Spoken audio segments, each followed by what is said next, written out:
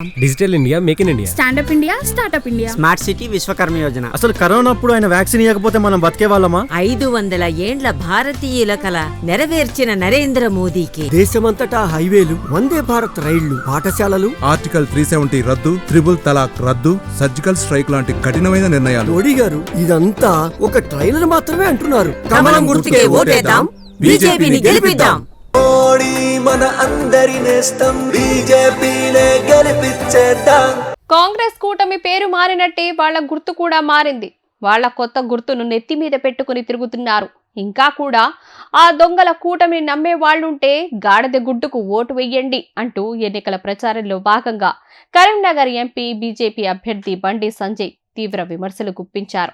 ముఖ్యమంత్రి రేవంత్ రెడ్డి హామీలను నెరవేర్చడం చేతకాక బీజేపీపై అసత్యపు ప్రచారాలు చేస్తున్నాడు అంటూ బండి ఆరోపించారు. ఇంకా బండి మాట్లాడుతూ మోదీ అడుగుల్లో వందే పరుగులు, మోదీ పరుగుల్లో బుల్లెట్ వేగాలు, మోదీ సారథ్యంలో ప్రగతి మార్గాలు, నవభారతానికి మోదీ వరాలు, రిజర్వేషన్లు తొలగించబోమని ఒట్టు పెట్టి గట్టిగా చెబుతున్నాం, మతపర రిజర్వేషన్లు తొలగిస్తామని చెప్పగల దమ్ము కాంగ్రెస్ కు ఉందా అంటూ ప్రశ్నించారు.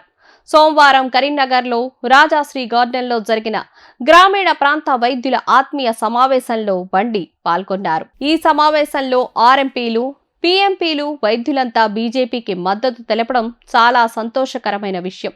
అభివృద్ధిలో దేశాన్ని పరుగులు పెట్టిస్తున్న ప్రధానమంత్రి నరేంద్ర మోదీ గారికి మా మద్దతంటూ ప్రకటించిన గ్రామీణ వైద్యులందరికీ ధన్యవాదాలు.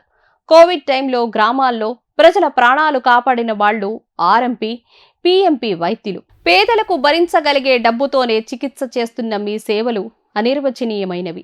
ఆర్ఎంపీలకు ఏ సమస్య వచ్చినా అండగా ఉంటా, అన్ని రకాలుగా ఆదుకోవడానికి నేను సిద్ధంగా ఉన్నాను.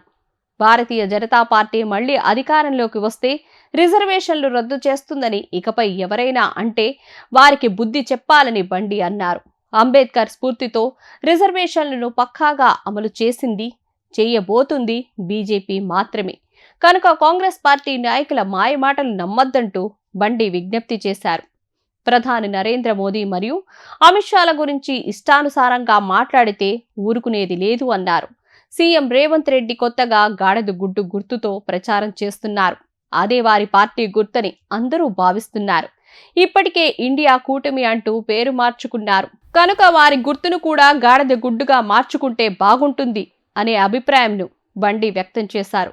అంబేద్కర్ చిత్రపటం పార్లమెంట్లో పెట్టని మూర్ఖపు పార్టీ కాంగ్రెస్. 54 ఏండ్ల కాంగ్రెస్ పాలనలో 100 సార్లు రాజ్యాంగాన్ని మార్చారు. ఇప్పుడు బీజేపీ సవరణ చేస్తా అంటే చెప్పుతో కొట్టాలని సీఎం అంటున్నారని, మరి 100 సార్లు సవరణలు చేసినందుకు కాంగ్రెస్ ని ఎన్నిసార్లు చెప్పుతో కొట్టాలని బండి ప్రశ్నించారు. కాంగ్రెస్, బీఆర్ఎస్ కాంప్రమైజ్ పాలిటిక్స్ చేస్తున్నాయని బండి సంజయ్ ఆరోపించారు.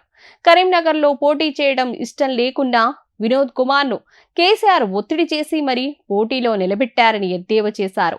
మోదీ ప్రధానిగా లేని దేశాన్ని ప్రజలు ఊహించుకోలేకపోతున్నారని, పార్లమెంటు ఎన్నికల్లో బీజేపీ తెలంగాణలో 10 నుంచి 12 సీట్లు గెలుస్తుందని బండి సంజయ్ ధీమా వ్యక్తం చేశారు.